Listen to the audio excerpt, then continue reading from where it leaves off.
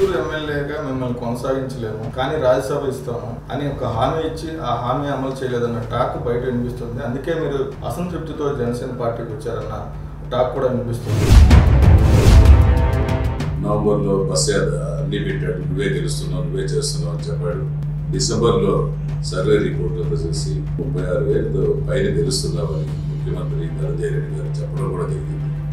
జనవరిలో ఏం జరిగిందో ఏమో మాకు తెలియదు. 99% హామీలన్నీ కూడా అమలు చేసేసాము, ఈసారి 170 సీట్లు మావేనని ముఖ్యమంత్రి జగన్మోహన్ రెడ్డి గారు చెప్తా ఉన్నారు. 2 సంవత్సరాలు అయితే ఆలోచన ఉన్నది. 3వ సంవత్సరం నుంచి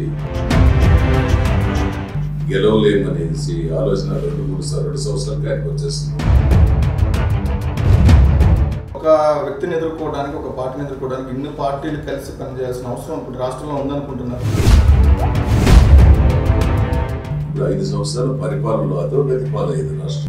రాజధాని ఎక్కడుందో తెలియదు, ఎక్కడేసిన గొంగలి అక్కడే ఉంది.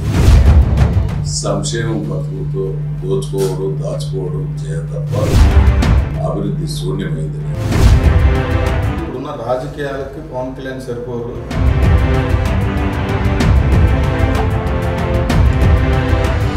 ఓపెన్ హార్ట్, దాంట్లో కుళ్ళు, కుతంత్రం, రాజకీయం, స్వార్థం.